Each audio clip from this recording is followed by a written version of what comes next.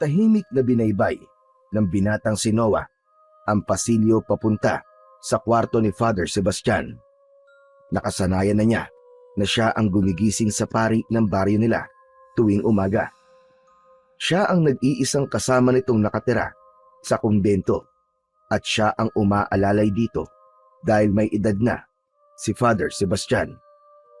Huminto si Noah sa tapat ng pinto ng kwarto ni Father Sebastian at hindi na siya kumatok. Binuksan niya ang pinto at sumalubong sa kanya ang tahimik na silid.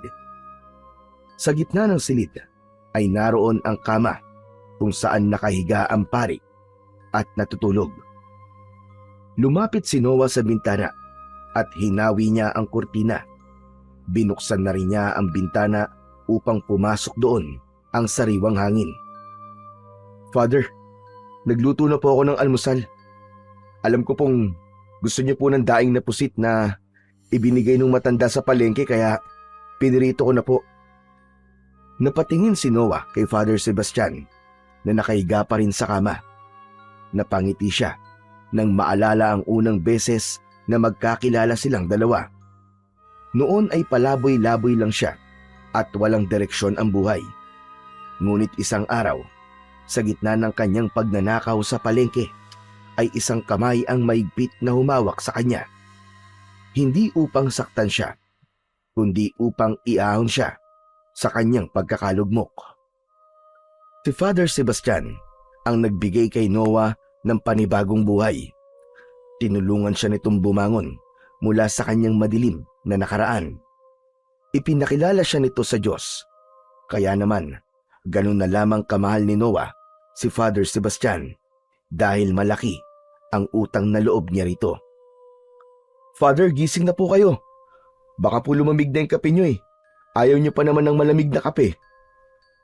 Lumapit si Noah sa kama at marahang naupo sa gilid. Napansin niyang hindi man lang gumalaw ang pari mula sa pagkakahiga. Kaya naman bahagya niyang tinapik ang braso nito pero hindi pa rin ito nagising. Sa pangalawang beses na pagtapik niya sa pari ay natigilan siya nang maramdaman na napakalamig ng balat nito. Sa pagkakataon na yon ay niyugyug na ni Noah si Father Sebastian pero hindi pa rin ito nagigising. Idinikit niya ang tenga niya sa tapat ng puso nito at mas lalo siyang kinabahan nang mapagtantong hindi na tumitibok ang puso ng pari. Naglandas ang mga luha sa magkabila ang pisngi ni Noah. Hinawakan niya ang malamig na kamay ni Father Sebastian at hindi niya inalis ang tingin niya sa payapa nitong muka. Napakasakit para sa kanya na makalipas ang ilang taon ay tuluyan ng kinuha ng Diyos ang taong tumulong sa kanya upang makaahon sa lusak. Sa gitna ng tirik na araw ng tanghaling yon, ay nanatiling nakatayo pa rin si Noah sa tabi ng puntod ni Father Sebastian. Katatapos lang ng libing nito at wala ng tao roon bukod sa kanya. Hindi pa rin siya makapaniwala na wala na ang taong tumulong sa kanya nung lugmok na lugmok siya sa kahirapan. Nakatingin lang siya sa lapida nito habang may natuyong luha sa muka. Maya-maya pa ay lumapit kay Noah ang kaibigan niyang si Gregorio. Marahan siya nitong tinapik sa balikat ni hindi man lang niya ito nilingon. Noah, ano ba? Kanina pa tapos ang libing ah. Huwag mong sabihin na gusto pa sumama kay Father Sebastian kaya nandito ka pa rin. Ayoko pang umalis, Gregorio. Alam kong darating ang araw na mawawala siya dahil may sakit siya sa puso. Kaya inihanda ko na noon ang sarili ko. Pero kahit na anong paghahanda pa lang gawin ko, ay masasaktan at masasaktan pa rin ako. Parang tatay ko na si Father Sebastian, Gregorio eh. Siyempre, ito naman oh. Kaya nga Father ang tawag sa kanya, di ba? Malamang. Parang tatay mo na talaga siya. Hey, pero joke lang, Noah. Alam mo, ang isipin mo na lang eh. Kung nasan man ngayon si Father Sebastian, ay masaya na siya.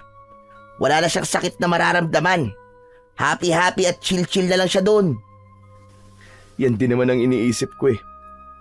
Pero hindi ko alam kung ano magiging buhay ko ngayong wala na si Father Sebastian.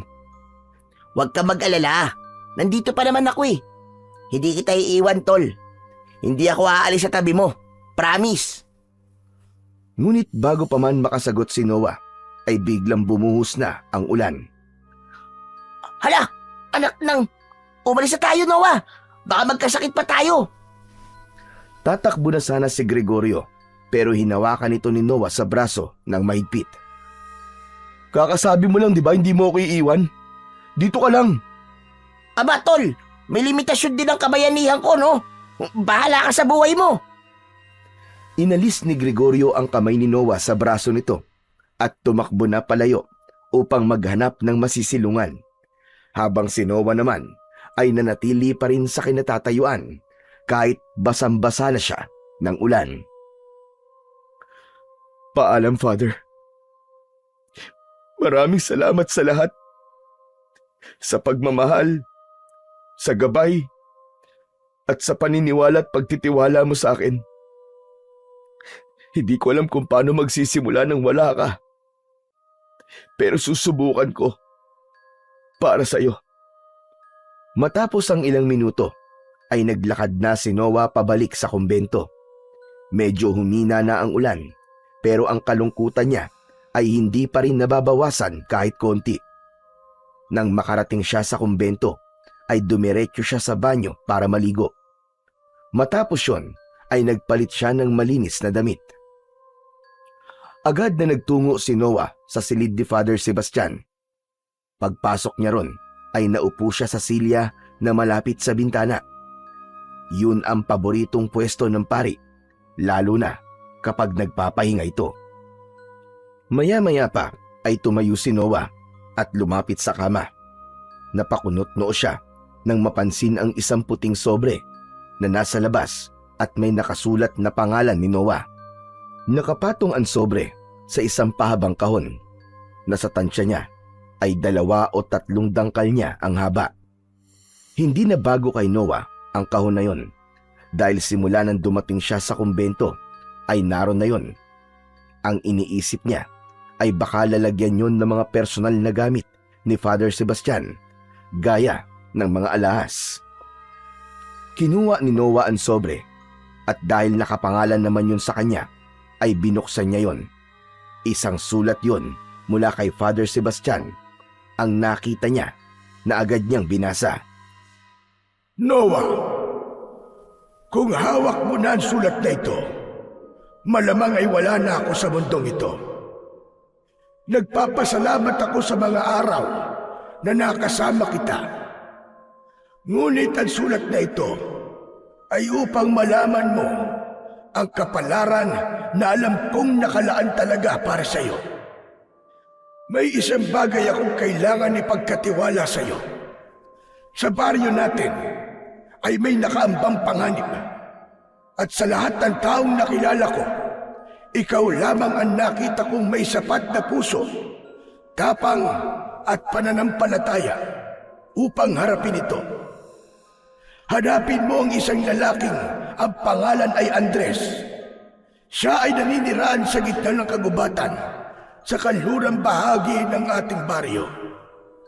Dalhin mo sa kanya ang kahon na pinatungan na sulat na ito. Siya na ang bahalang magpaliwanag sa iyo ng lahat. Huwag kang matakot, Noah. Hindi kita iiwan. Sa bawat hakbang mo ay nasa tabi mo lang ako. Napatitig si Noah sa kahon. Kinuha niya yon, pero hindi niya mabuksan dahil nakakandado. Binuhat niya ang kahon at napangiwi siya dahil meron yung kabigatan. Ano kayang laman ito? Saka, ano kayang tungkulin na sinasabi ni Father Sebastian? Maraming tanong ang gumulo sa isipan ni Noah matapos basahin ang sulat na hawak niya. Ganun pa man, alam niya na hindi siya ipapahamak ni Father Sebastian, kaya nagdesisyon siya na gawin ang nais nitong gawin niya. Nang sumunod na araw ay maagang nagising si Noah. Nagluto siya ng almusal at may lungkot siyang naramdaman dahil hindi niya nakasabay sa pagkain si Father Sebastian. Sa kabila ng kanyang pagluluksa, ay buo na ang kanyang desisyon. Gagawin niya ang huling kahilingan ng taong nagbigay sa kanya ng tahanan, direksyon at pananampalataya.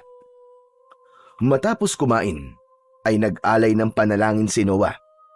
Pagkatapos magdasal, ay nilagyan niya ng lubid ang kahon at ginawan niya yon ng paraan para maisukbit sa kanyang likod upang hindi siya ganong mahirapan sa pagdadala nun. Lumabas si Noah ng kumbento habang nagsisimula pa lamang magliwanag ang paligid. Habang naglalakad papunta sa gubat, ay nakasalubong niya ang kaibigan niyang si Gregorio. Napakunot ang noo ni Gregorio nang mapansin ang kahon sa likod ni Noah. Aba, Noah, malayo pang mahal na araw pero nagpipinitensya ka na kagad. Anong pilitensya ang sinasabi mo? May kailangan lang akong gawin sa gubat kaya dala ko tong kahon na iniwan sa akin ni Father Sebastian. Ano ka mo sa gubat? Aba, anong gagawin mo ron? May misa ba doon na hindi namin alam? Anong minsan sinasabi mo? May tao kong kailangan hanapin doon. Nag-iwan kasi sa akin ng sulat si Father Sebastian. Ang sabi niya, hanapin ko daw si Andres na nakatira sa gubat. Sigurado ka ba sa sinasabi mo, Tol? Sa pagkakaalam ko, walang nakatirang tao sa gubat Mga baboy remote ahas lang nandun. Pero yun na nakalagay sa sulat ni Father Sebastian Parang huling habili niya yun, kaya kailangan ko talagang gawin. Saglit na natahimik si Gregorio. Tila nag-iisip ito ng malalim. O sige, wala naman akong gagawin ngayon Kung gusto mo, samahan na lang kita. Baka kung ano pang mangyari sa'yo dun mag-isa ka lang. Mabuti pa nga, para naman meron akong kakwentuhan habang naglalakad. Matapos yun, ay magkasabay silang tumungo sa daan papunta sa gubat. Bawat hakbang ni Noah ay lumalakas ang kaba sa dibdib niya. Wala man siyang ideya sa kung ano ang mangyayari sa kanila sa gubat, ay tila may kung anong puwersa na umihila sa kanya para wag nang tumuloy. Pero dahil sa utos yun ni Father Sebastian, naniniwala siya na kailangan niya yung gawin. Makalipas ang halos 2 oras na paglalakad sa gitna ng kagubatan, ay may pagod nang naramdaman si Noah at alam niyang ganun din ang kaibigan niyang si Gregorio. Hanggang sa narinig na nga niya ang pagrereklamo ng kanyang kaibigan. Ay nako, Noah, kanina pa tayo naglalakad pero wala naman tayo nakikitang bahay Bahay ng kagamba meron, pero bahay ng tao mukhang wala talaga. Anak ng, pagod na pagod daw kakalakad natin Ang sakit na ng mga binti ko. Ikaw kasi, sasama-sama ka pa kasi sa akin tapos magrereklamo ka. Hindi naman sa ganun. Pero, hindi ko inaasahang mapapagod tayo ng ganito Wala bang mapang ibinigay sa'yo si Father? Wala Kung meron, edi sana kanina ko pa ginamit. Basta ang sabi lang sa sulat, dito nakatira sa gubat yung Andres. Sa gitna ng kanilang paglalakad, ay huminto si Gregorio at nagpaalam kay Noah na iihi muna ito. Lumayo muna si Noah sa kanya. Umasa siya na sa ginawa niyang yun ay bigla na lang siyang makakakita ng kubo. Father Sebastian, tulungan niyo naman po akong makita ang bahay ng taong nais mong kausapin ko. Nagulat si Noah nang marinig niya ang malakas na pagtawag ni Gregorio sa kanya. Noah! Noah, halika! Bilisan mo, dali! Mabilis na tinakbo ni Noah ang kinaroroonan ni Gregorio. Nakatayo si Gregorio sa tabi ng isang puno. Bakit? Anong meron? Grabe, ang lakas ng bunganga mo Mamaya mabulabog mo mga engkanto dito Gising na mga engkanto ng ganitong oras, ano ka ba? Pero pare, tignan mo. Ayun may bahay. May itinuro si Gregorio kay Noah at tinignan niya yon. Isang maliit na kubo ang nakita niya. Nanlaki ang mga mata niya at hindi niya na napigilang mapangiti. Baka doon nakatira yung Andres na sinasabi mo, Tol. Grabe, ikaw pa talaga nakakita Ayos, ang galing mo. Aba syempre, May silbi din ako paminsan-minsan, no? Napangiti si Noah at tumango. Sa wakas, tila may patutunguhan na ang kanilang paglalakad sa gubat. Ipinagdasal niya na sana ayun na nga ang bahay ng Andres na hinahanap niya. Hindi na nag-aksaya pa ng sandali ang magkaibigan at naglakad na sila palapit sa kubong nakita ni Gregorio. Maya-maya pa ay huminto na sila sa harapan ng kubo. Medyo sira na ang ilang bahagi nun. Ang dingding ay pinagtagpi-tagping daw ng anahaw na natuyo na. Tao po! Tao po! Patawad ko kung nakaabala kami. May tao po ba riyan? Ilang saglit ng katahimikan ang namayani hanggang sa biglang bumukas ang pinto. Nagulat si Noah nang mula roon ay lumabas ang isang matandang lalaki. Matangkad ito at may matikas na tindig sa kabila ng edad nito.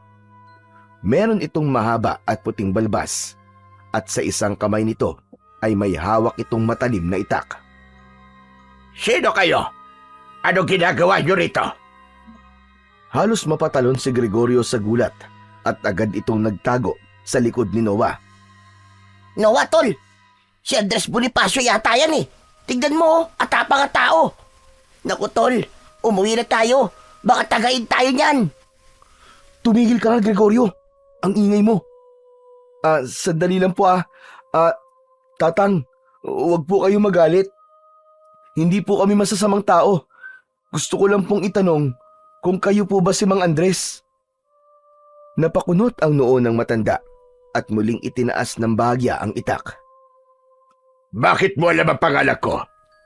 Sino ka ba talaga? Ako po si Noah at ito naman pong kasama ko ay si Gregorio. Pinapunta po ko rito ni Father Sebastian. May iniwan po siyang sulat para sa akin. Nandito po yung kahon na sabi niya ay dalhin ko po sa inyo. Matapos mabanggit ni Noah ang pangalan ni Father Sebastian, ay napansin niyang biglang nagbago ang ekspresyon ng matanda. Mula sa pagiging matapang at handang lumaban, ay unti-unting lumambot ang mga mata nito. Ibinaba nito ang hawak na itak. Napansin din niya ang bumalot na lungkot sa muka ng matandang lalaki. Maya-maya pa ay umangat ang mukha nito at diretsong tumingin kay Noah. Halina kayo. Pumasok kayo. Marami tayong dapat na pag-usapan. Tumalikod na si Mang Andres at nauna itong pumasok sa kubo. Walang alinlangan na humakbang si Noah pero bigla siyang hinawakan ni Gregorio sa braso. Nang tumingin siya sa kanyang kaibigan, ay umiiling ito at bakas sa muka ang takot. Tol, talaga bang papasok tayo dyan? Kanina lang muntik na tayong tagain ng matandang yun eh. Baka mamaya, tol, sa loob niya tuloy ang pagtaga sa atin. Ayoko maging pork chop. Ang OA mo naman. Hindi naman niya tayo tatagain eh. Nagulat lang siguro siya sa pagdating natin. Nagulat? May itak sa kamay, nagulat? Aba, gano'n na ba nagugulat ngayon? Alam mo, kung natatakot ka, edi dito ka na lang sa labas. Pero ako, papasok ako. Mabilis ang naging hakbang ni Noah at hindi na siya lumingon pa. May tiwala siya sa sulat at huling kahilingan ng paring naging ama-amahan niya. Sa kanyang puso ay nararamdaman niyang ang lahat ng ito ay may dahilan. Hindi na rin nakatiis si Gregorio at sumunod na rin ito sa kanya. Pagpasok nila sa loob ng kubo, ay nakita nila ang mga lumang kasangkapan doon. May isang maliit na altar sa isang sulok ng kubo, habang si Mang Andres naman ay nakaupo sa sahig na kawayan. Sige na, maupo na muna kayo. Malayo ang nilakad nyo. Wala akong maiahain sa inyo. Pero kung tubig ang kailangan nyo, ay meron ako dito. Ayos lang po, Mang Andres. Hindi po kami nagpunta rito para kumain. Ang gusto ko lang po ay malaman po kung ano po ba talaga ang dahilan kung bakit pinapunta po ako rito ni Father Sebastian. Ibinaba ni Noah ang kahon mula sa kanyang likod at marahang inilapag yon sa gitna nila. Napatingin si Mang Andres sa kahon. Isang saglit ng katahimikan ang lumipas bago ito muling nagsalita. Ibig sabihin, ay patay na pala si Father Sebastian. Alam niyo na po. May nakarating po bang balita sa inyo? Hanep, grabe na talaga ang chismis ngayon, no? Kahit sa gitna ng kagubatan, nakakarating na. May pa-broadcast na ba mga hayop dito? Hindi. Walang dumating na balita sa akin. Pero nasabihin mong pinapunta ka rito ni Sebastian, ay alam ko na dahil yon ang usapan namin. Usapan? Ano pong usapan? Bata pa lang kami, ay magkaibigan na kami ni Sebastian. Magkasangga kami sa pakikipaglaban sa mga aswang noon. Pero magkaiba kami ng kakayahan kung saan kami magaling. Si Sebastian ay mahusay sa mano-manong pakikipaglaban. Ako naman ay sa anting-anting at mutya eksperto. Hindi ko alam na si Father Sebastian pala isang manunugis ng aswang. Pero ang kahon po, ano po bang laman yan? Hindi sumagot si Mang Andres. Sa halip, dahan-dahan itong tumayo at naglakad papunta sa sulok ng kubo. May kinuha itong maliit na kahon na yari sa kahoy. Nang bumalik ito, ay binuksan nito ang kahon at tumambad sa kanila ang isang susi. Inabot ni Mang Andres ang susi kay Noah. Agad naman niya yung tinanggap at matamang tinignan. Hindi niya na kailangan pang magtanong kung para saan ang susing yon. Maingat niyang isinuksok ang susi sa kandado ng kahon. Nang makarinig siya ng mahinang tunog mula sa kandado, ay binuksan niya na kagad ang kahon. Napasinghap si Noah nang makita nila ang laman ng kahon. Nasa loob nun ang isang mahabang krusipiho o crucifix na kulay ginto. Halos 2 dangkal ang haba ng crucifix at napakakintab nito. Kung ganun pala, pinamanahan ka ni Father Sebastian ng gintong krusipiho. Aba, ayos Noah, mayamang ka na kapag nabenta mo yan. Hindi pwedeng ibenta ang krusipiho na yan. Napatingin si Noah kay Mang Andres. Kita sa mukha ng matanda ang seryosong ekspresyon habang tinititigan ang krusipihong nasa loob ng kahon. Mang Andres, ano po ba ang krusipiho na yan? Yan ang ginamit ni Sebastian doon sa pakikipaglaban sa mga aswang. Pero upang mas maging mabisa ang sandatang yan, ay niligyan ko yan noon ng isang makapangyarihang mutya. Ang mutya ng araw. Ang puting batong nasa gitna ng krusipiho, ang mutya na tinutukoy ko. Nanginginig ang mga kamay ni Noah. Nang kunin niya ang krusipiho mula sa loob ng kahon. Para siyang may hawak na sagradong bagay na hindi niya alam kung karapat-dapat ba niyang hawakan. Kaya po ba gusto ni Father Sebastian na daling ko to sa inyo? Para ibigay ko ang crucifix na ito sa inyo? Hindi, Noah. Hindi ko na kaya makipaglaban pa sa mga aswang dahil matanda na ako. Matagal na akong huminto sa gawain na yan. May usapan kami noon ni Sebastian na kung sakaling mamamatay siya, ay may papupuntahin siyang tao dito sa aking kubo na siyang pagkakatiwalaan niya ng krusipiho. Aba, kung ganun, ibig sabihin, isa sa atin ang tagapagmana, Noah. Ay nako, pasensya na. Pero hindi ko ata kakayanin yan. Marami akong ginagawa.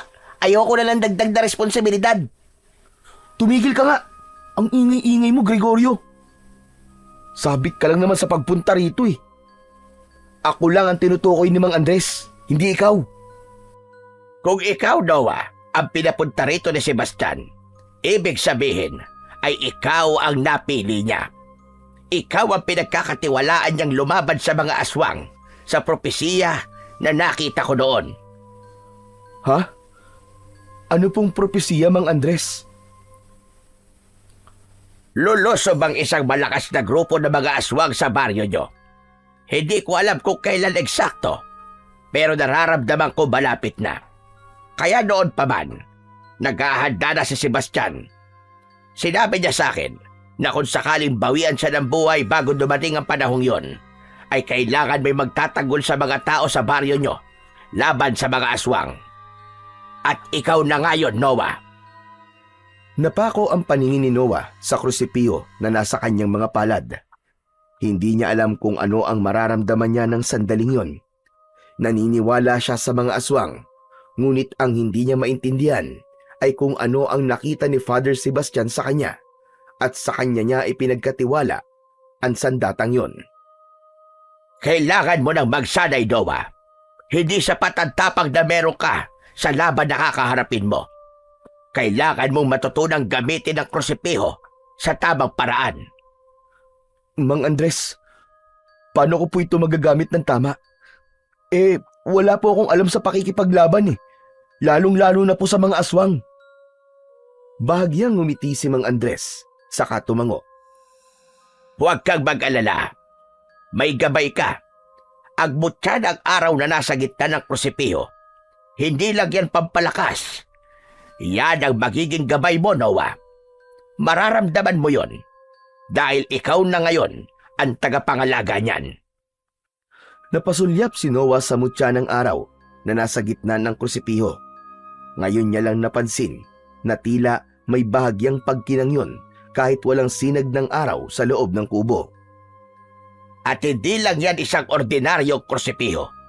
Sa loob niyan ay may nakatagong mga sandata. Kinuha ni Mang Andres ang krusipiho mula kay Noah. Maingat nitong pinisil ang isang bahagi sa likod ng krusipiho. Biglang lumabas sa itaas na bahagi ng krusipiho ang isang mahabang patalim. Sa magkabila ang dulo ng krusipiho ay umusbong rin ang dalawang balaraw na mukhang matatalim at may nakaukit na mga sinaunang simbolo. Wow! Ang astig naman pala ng krusipiho na yan! Ito ang tunay na anyo ng krusipiho, Noah. May 3 sandata ka sa isang gamit lang. Maaari mo itong sabit sa likod mo upang mas madali para sa iyo ang pagdadala nito. Napalunok si Noah. Hindi niya akalaing sa loob ng krusipiho ay may mga nakatagong sandata. Ibinalik ni Mang Andres ang krusipiho sa kanya at nang muli niya yung mahawakan ay may kakaibang enerhiya na dumaloy sa katawan niya na alam niyang nagmula sa krusipiho. Pero, bakit ako? Bakit akong pinili ni Father Sebastian? Sigurado ako na may kilala siya na biyasa na sa pakikipaglaban sa mga aswang. Dahil may nakita si Sebastian sa'yo na nakikita ko rin sa'yo ngayon. May apoy sa loob mo na hindi kayang patayin ng kadiliman. Mahina ka pa ngayon, oo. Pero ang puso mo ay dalisay at matibay. At yan ang pinaka-importante sa pakikipaglaban sa kasamaan. Hindi ka pipiliin ni Sebastian kung wala kang kakayahang lumaban. Hindi nakasagot si Noah. Sa halip, marahan siyang tumango. Balikan mo ko bukas na madaling araw. Magsisimula na tayo sa iyong pagsasanay. Kaya magpahinga ka at ihanda mo ang iyong sarili. Tumango si Noah. Tumayo siya mula sa pagkakaupo at muling isinilid ang krusipiho sa kahon. Isinukbit niya yon sa kanyang likod. Tumayo na rin si Gregorio at nagunat ng katawan. Ay, nako! O ano, tol? Pwede na ba tayong umalis? Gutom na ako eh. Ikaw talaga. Seryoso na yung pinag-uusapan dito pero pagkain pa rin na nasa utak mo. Napakasiba mo talaga eh. Sige na. Makakaalis na kayo. Basta tandaan mo ang lahat ng pinag-usapan natin, Noah. Kung handa kang tanggapin ang responsibilidad na kasama ng krusipiho at ng mutya, ay magbalik ka dito bukas ng madaling araw.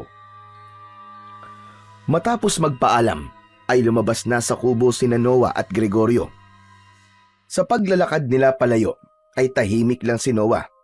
Ngunit sa loob-loob niya, unti-unting lumiliwanag ang isang tiyak na katotohanan na simula sa araw na yon ay isang malaking pagbabago sa buhay niya ang mangyayari. Mataas na ang sikat ng araw habang naglalakad sina Noah at Gregorio sa kagubatan pabalik sa kanilang baryo. Malalim ang iniisip ni Noah dahil hindi niya inasahan ang mga nalaman niya sa pagpunta niya sa bahay ni Mang Andres. Hanggang sa sandaling yon ay hindi pa rin siya makapaniwala na minsang naging manunugis ng aswang si Father Sebastian. Sa tagal nilang magkasama, kahit isang beses ay wala itong nabanggit sa kanya tungkol sa bagay na yon. O paano ba yan? Tagapagtanggol ka na pala ngayon, pare. Noah the Aswang Slayer. Ha! Ang astig ah. Hindi ko naman to pinangarap eh. Pero kung ito ang iniwan ni Father Sebastian para sa akin, tatanggapin ko. Siguro ito talaga ang gusto niya. Talagang mahal na mahal niya ang baryo natin. Kasi kahit wala na siya, ay gusto niya pa rin merong magbabantay dito laban sa mga kampo ng kadiliman. Hindi. Gusto lang niya ng libreng security guard para sa baryo natin. Oy, joke lang ha. Napailing si Noah, pero hindi niya napigilang matawa ng mahina. Loko ka talaga. Pero seryoso, tol. Iba yung naramdaman ko kanina habang hawak ko yung krusipiho. Para bang nasa tabi ko lang si Father Sebastian. Parang ginagabayan pa rin niya ako kahit wala na siya. Nung una, gusto ko lang malaman kung bakit niya ako pinapapunta kay Mang Andres. Hindi ko akalain na isang responsibilidad pa lang ibibigay niya sa akin. Kung ako yan, siguro hindi ko tatanggapin. Pupunta na lang ako sa puntod ni Father Sebastian at sasabihin ko sa kanya na, Father Sebastian, pasensya na. Wala sa job description ko yan eh. Tahimik silang nagpatuloy sa paglalakad. Sa bawat hakbang ni Noah ay mas lalong sumisiksik sa isip niya ang mga maaaring mangyari sa mga susunod na araw. Makalipas ang ilang oras ay nakalabas na sina Noah at Gregorio ng gubat. Nang makarating na si Gregorio sa tapat ng bahay nito ay huminto muna sila. Oh, dito na muna ako ah. Paniguradong galit na naman si nanay sa akin. Ilang oras din akong wala sa bahay. Sige tol, salamat sa pagsama sa akin. O ikaw, uwi ka na rin ba? Hindi pa, dadaan muna ako ng sementeryo. Gusto ko lang makausap si Father Sebastian. O sige, ingat ka tol ah. Sabihin mo na lang sa akin kung sasagot si Father Sebastian sa'yo. Sira ulo ka talaga. Sige na, pumasok ka na nga sa bahay nyo, tapos uminom ka ng gamot. Anong gamot? Eh wala naman akong sakit ah. Meron, sakit sa utak. Kumaway muna si Gregorio kay Noah bago pumasok sa bahay nito. Habang si Noah naman ay naglakad na patungo sa sementeryo na may ngiti sa muka. Hindi ganun kalayo ang sementeryo sa baryo ni Noah, kaya mabilis siyang nakarating doon. Huminto siya sa tapat ng lapida ni Father Sebastian.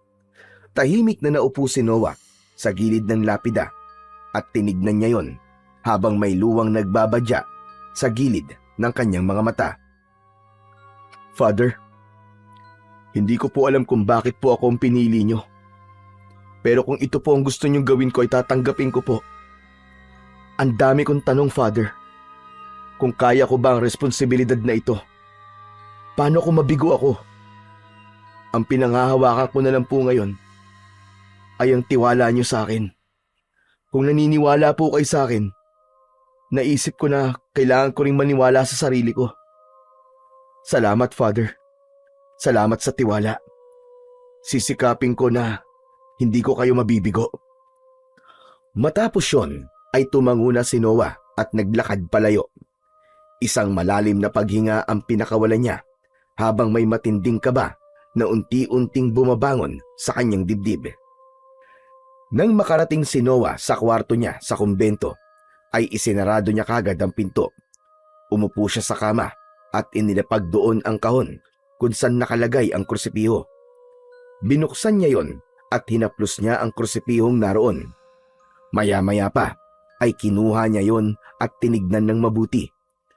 Napatitig siya ron ng matagal at umalingaw-ngaw sa loob ng kanyang isipan ang lahat ng sinabi sa kanya ni Mang Andres. Hindi nagtagal ay ibinalik niya sa kahon ang krusipiho at saka siya humiga sa kama. Dahil sa labis na pagod ay mabilis siyang nakatulog. Sa pagtulog ni Noah ay dinalaw siya ng isang panaginip. Nasa gitna siya ng isang masukal na kagubatan hanggang sa pumunit sa katahimikan ng gabi ang isang malakas na sigaw mula sa isang babae. Tulungan mo ako! Tulungan mo ako, Noah!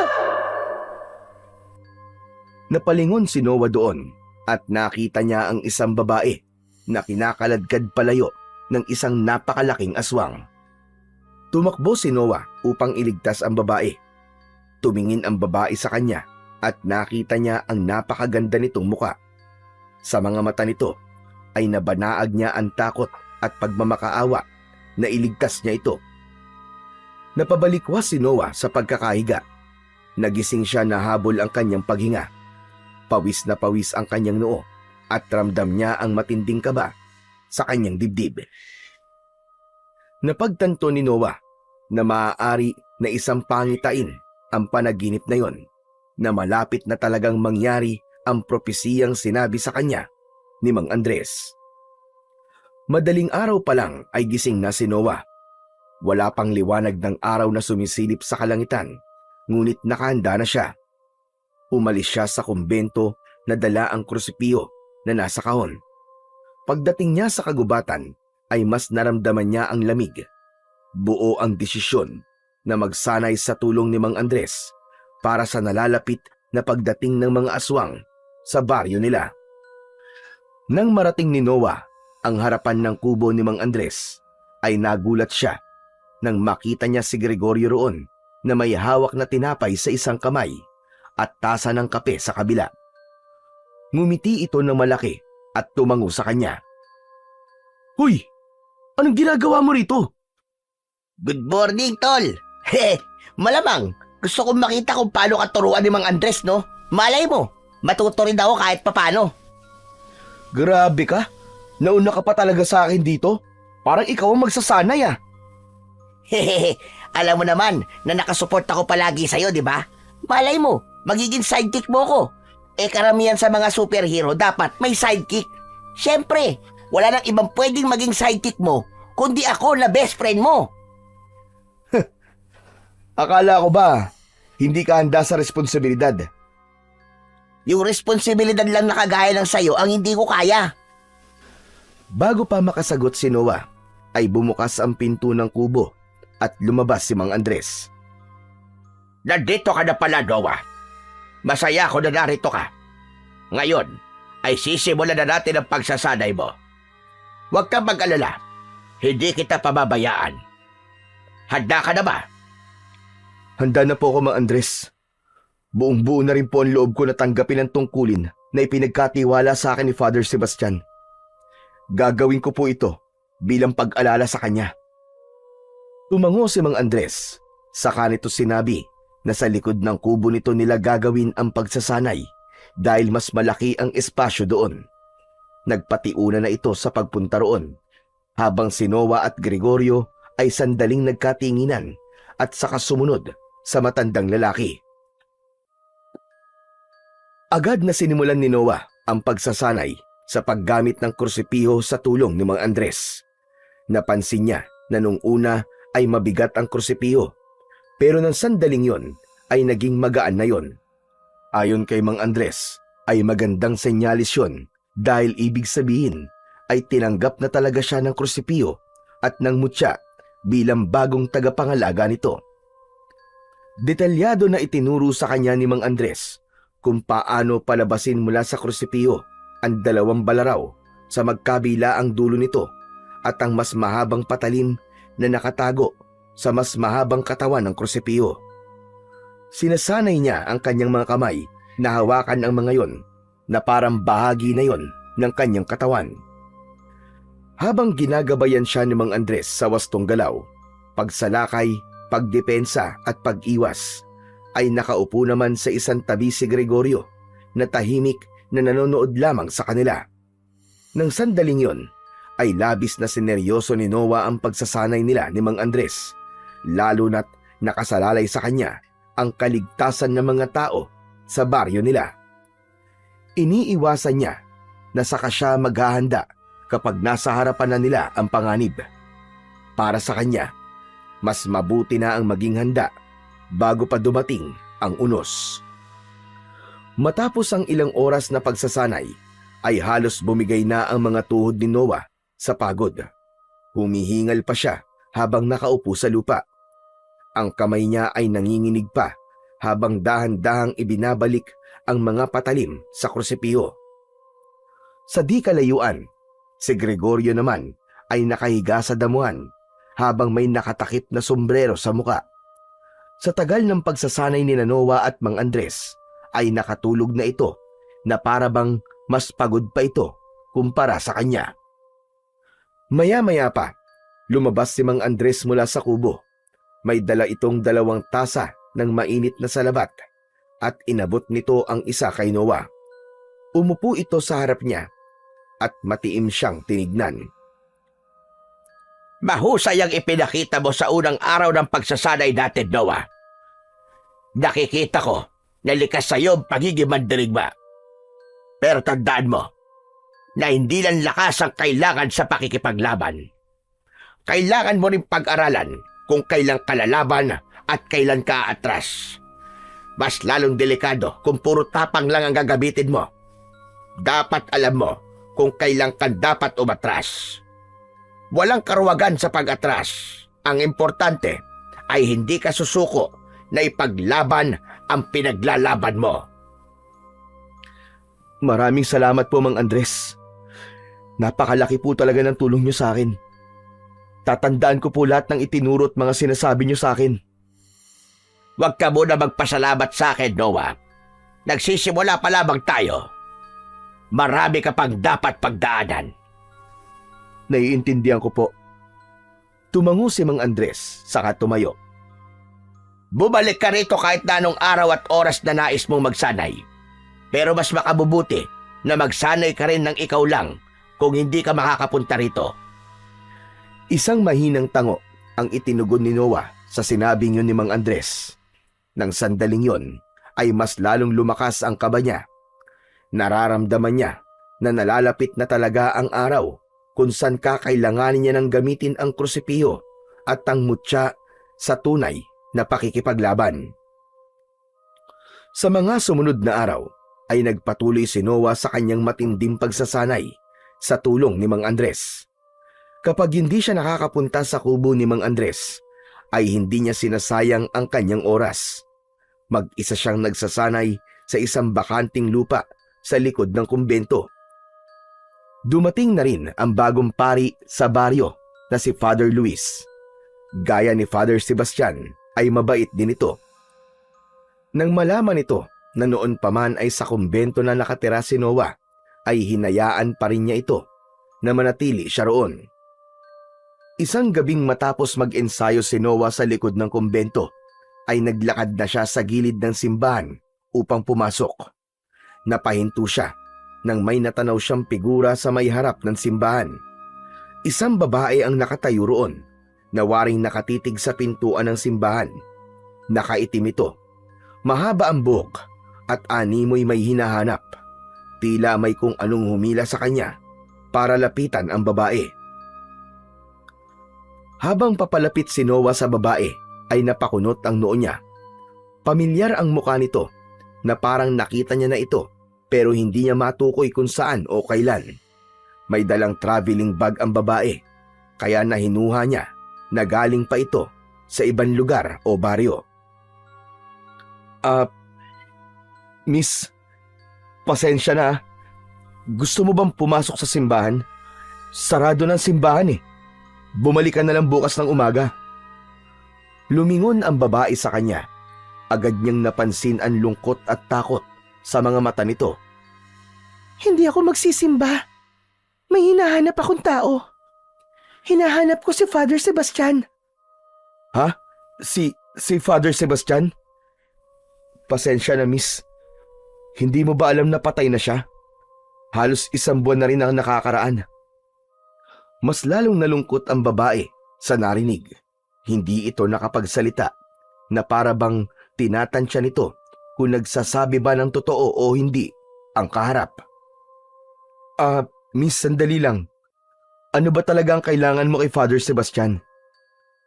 Si Father Sebastian lang ang gusto kong makausap. Siya ang dahilan kung bakit ako nandito. Pero kung patay na siya, aalis na lang ako. Patalikod na sana ang babae nang bigla itong natigilan. Napansin ni Noah na nakatingin ito sa krusipiho na hawak niya. Bakas sa mukha ng babae ang pagtataka at gulat. Oh, Akala ko ba aalis ka na, miss? Ang kursipiho na yan. Kay Father Sebastian yan, hindi ba? Paano mo nalaman? Sagutin mo ang tanong ko. Bakit nasa iyo ang kursipiho na yan? Ipinagkatiwala sa akin to ni Father Sebastian. Sino ka ba talaga? Ako nga pala si Clara. Kung ganun, ay ikaw na pala ang bagong tagapangalaga ng kursipiho at ang mutya ng araw. Napamaang si Noah. Napatingin siya sa kursipihong nasa kamay niya. Saka muling tumingin kay Clara. Noah. Noah ang pangalan ko. Pero, paano mo nalaman to? Bakit alam mo ang tungkol sa kursipiho at sa mutya ng araw? Hindi sumagot si Clara. Tinitigan lang nito si Noah ng diretso na parang may gusto itong sabihin. Ano? Tititigan mo na lang ba ako o sasagot ka? Kailangan ko si Father Sebastian dahil siya lang ang may kakayahan na magprotekta sa akin mula kina Lauro at sa mga alagad niyang aswang. Anong ibig mong sabihin? Hindi kita maintindihan, miss. Bago mamatay ang lolo ko, sinabi niya sa akin na hanapin ko raw si Father Sebastian. Siya raw ang may hawak ng kursipiho at ang mutya ng araw. Siya lang daw ang makakatulong sa akin para hindi ako makuha ni na Lauro. Pero bakit kailangan kanyang protektahan? Bakit ikaw? At sino si Lauro?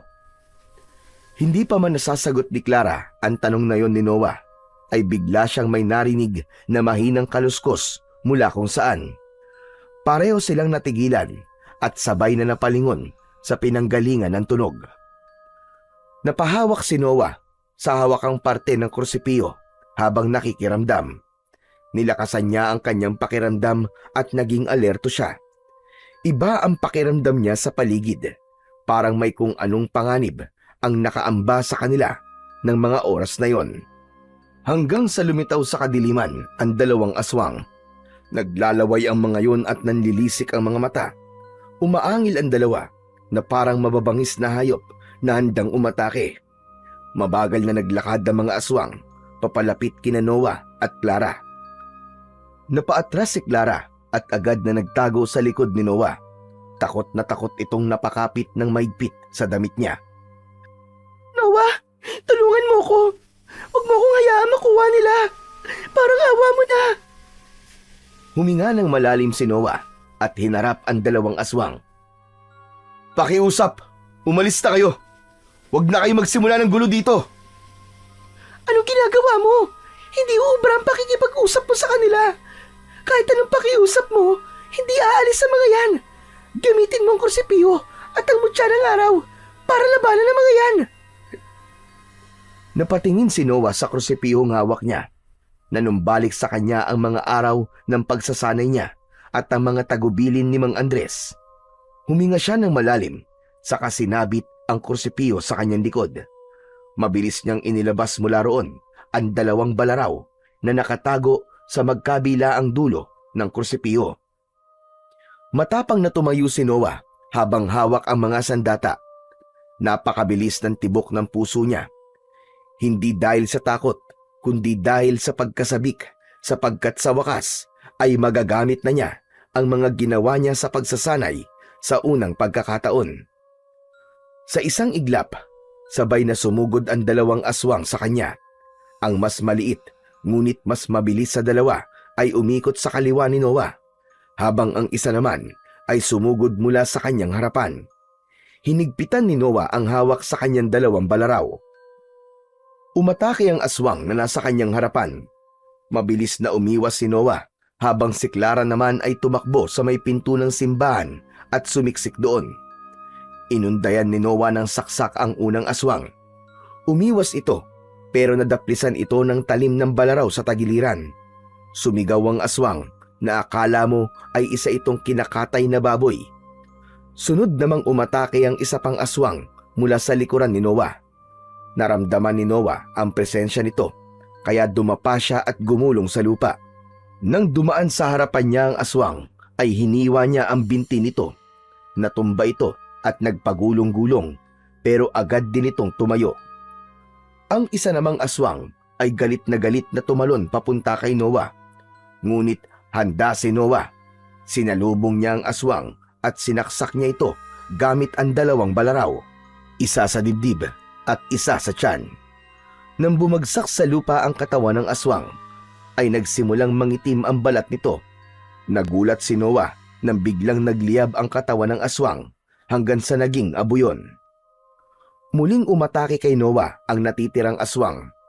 Nagpalitan sila ng pag-atake, pero madaling naiwasan ni Noah ang lahat ng pag-atake ng aswang sa kanya, hanggang sa nagtagumpay siyang masaksak sa dibdib ang aswang, at gaya ng naunang aswang ay nasunog ito at naging abo. Matapos mapatay ang dalawang aswang, ay habol ni Noah ang kanyang paghinga.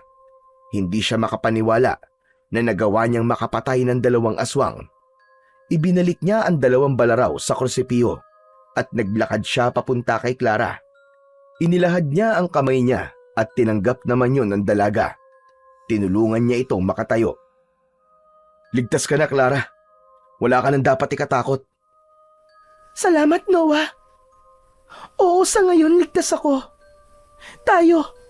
Pero marami pang darating, Noah. Hindi lang dalawa, kundi marami.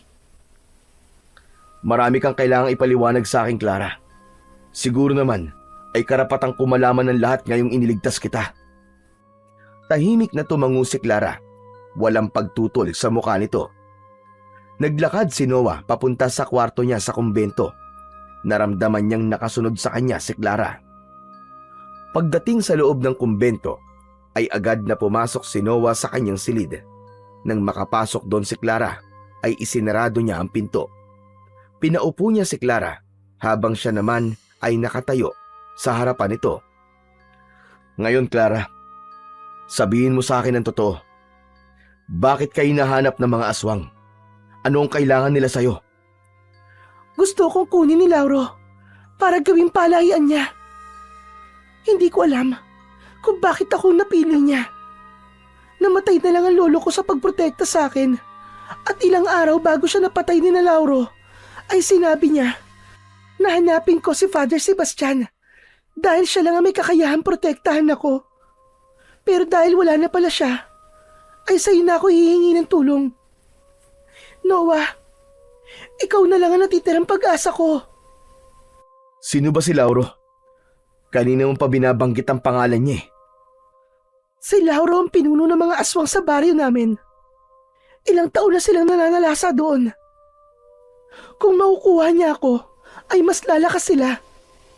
Mas madali siya makakagawa ng mas marami pang katulad niya.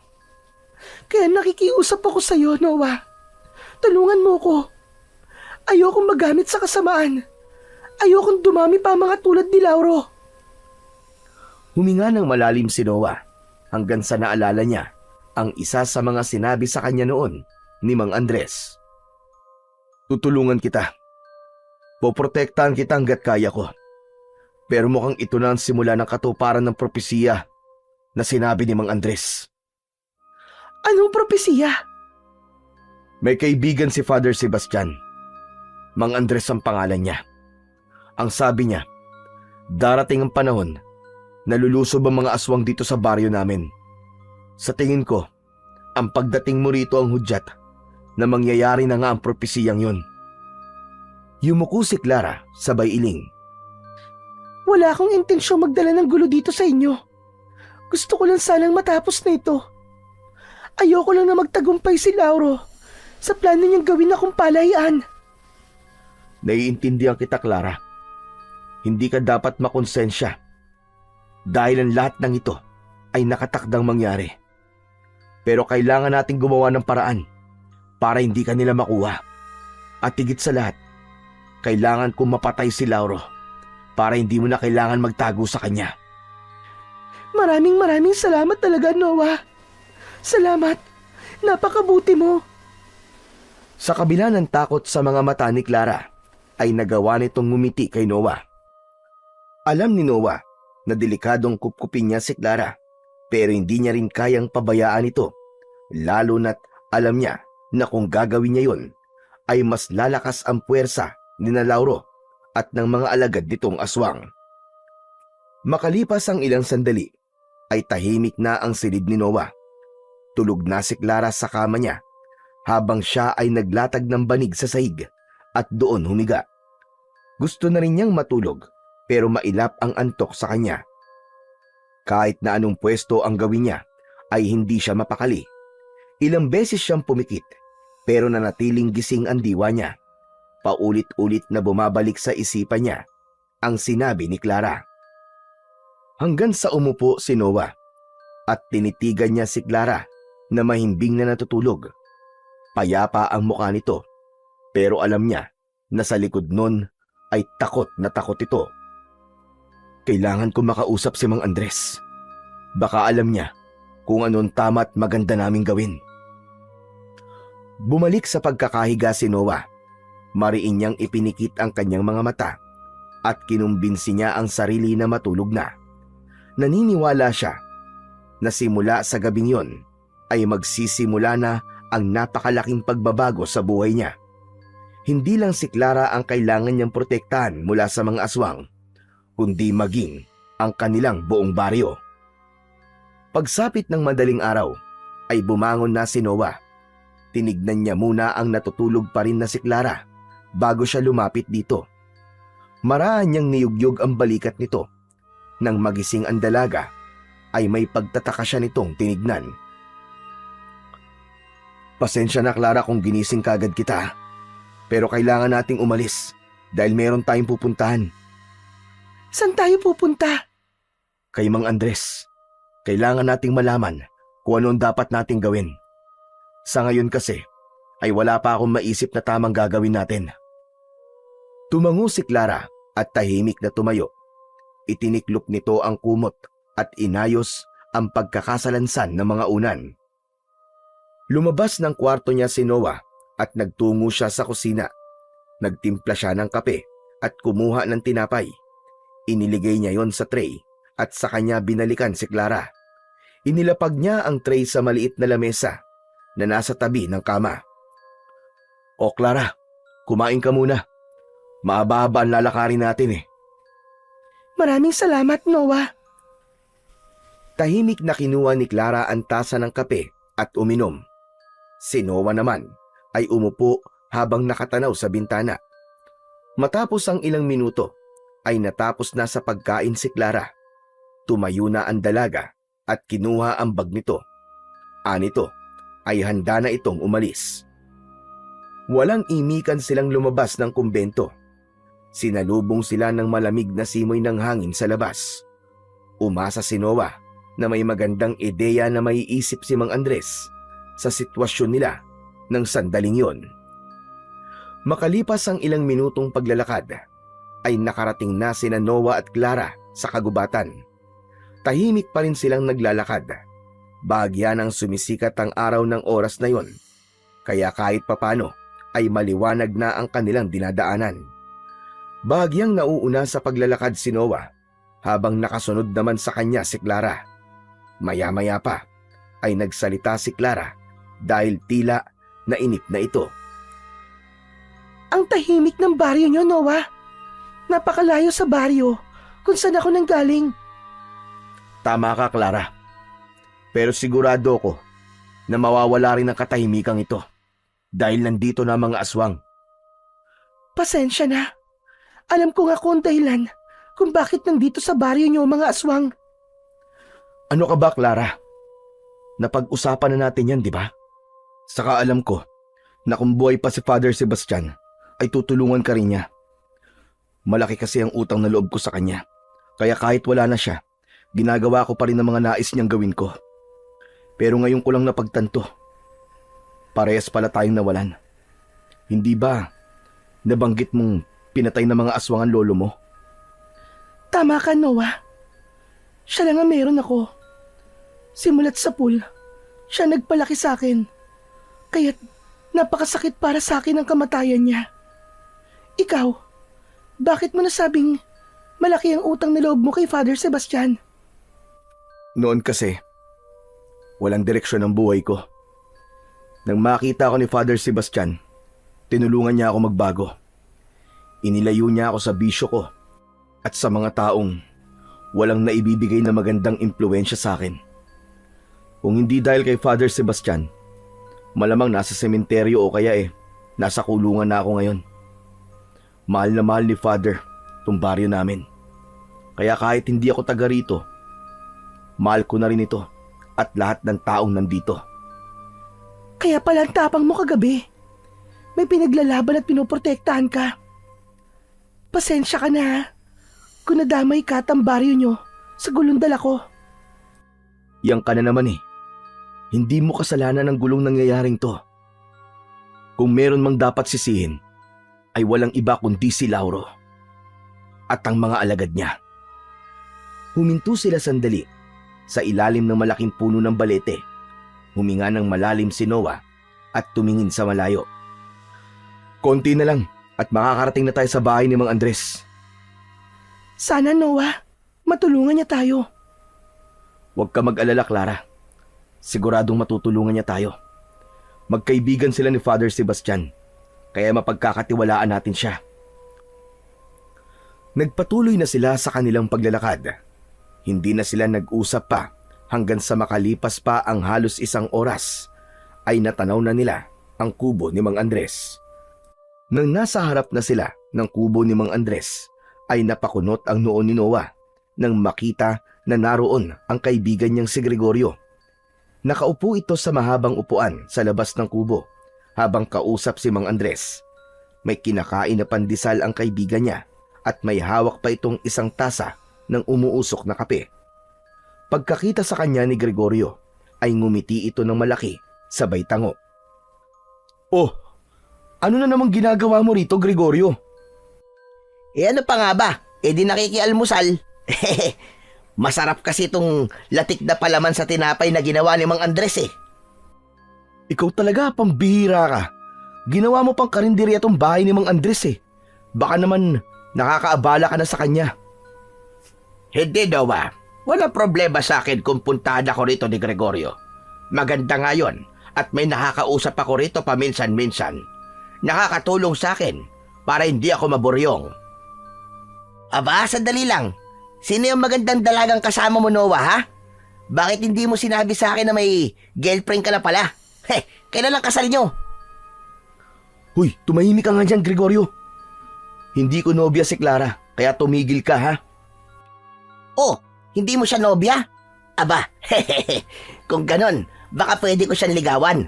Wala naman ako sabit Tumigil ka na nga sa mga kalokohan mo. Kailangan namin makausap si Mang Andres. May importante kaming pag-uusapan. Ano ba pag-uusapan natin, Noah? Mang Andres, kagabi po, nagsimula na pong umatake ang mga aswang sa baryo. 2 ang hinarap ko at napatay ko naman po sila pareho. Si Clara, siya po ang hinahanap ng pinuno ng grupo ng mga aswang na yon. Ang pangalan po ng pinuno nila ay Lauro. At ayon po kay Clara, gusto siyang gawing palayan ni Lauro para dumami ang lahi nito. Bago mamatay ang lolo ni Clara, inutusan siya nitong humingi ng tulong kay Father Sebastian. Pero dahil wala na po si Father Sebastian, ay ako na po magpoprotekta kay Clara. Hindi kagad sumagot si Mang Andres. Tinignan nito si Clara na para bang nag-iisip ito ng malalim. Makalipas ang ilang sandali, ay huminga ng malalim ang matanda. Kung ganun pala, ay nagsisimula na nga ang katuparan ng propesiya. Yun nga din po naiisip ko. Kaya po ako naparito para itanong po kung ano ang pinakamainam nating gawin para maprotektahan po si Clara at ang buong baryo. Matagal bago sumagot si Mang Andres. Tila sinusukat nito ang kabuuan ng sitwasyon at ang bigat ng panganib na darating. Mabuti at nagsimula ka na magsanay sa paggamit ng kursipiho. Pero tandaan mo, Noah, wag nating hahayaan na makuha ni Lauro si Clara. Dahil kapag nangyari yon, magiging mabilis ang pagdami ng lahi nila. Mas makabubuti kung dito muna sa kubo ko magtago si Clara. Malayo ito sa sentro ng baryo at ligtas siya mula kay Lauro at sa mga alagad nito. Ikaw naman, Noah, magbantay ka sa baryo. Kailangan maging handa tayo sakaling sumalakay ulit ang mga aswang. Biglang lumapit si Gregorio kay Clara at hinawakan ng kamay ng dalaga. Nagulat naman si Clara sa ginawang yon ng kaibigan ni Noah. Huwag ka mag-alala, Clara. Sasamahan ko si Mang Andres sa pagprotekta sa'yo dito. Hindi kita pababayaan. Parang aswang ka rin yata, Gregorio eh. Natatakot ako sa'yo. Agad na lumapit si Noah at marahas na inalis ang kamay ni Gregorio mula sa pagkakahawak kay Clara.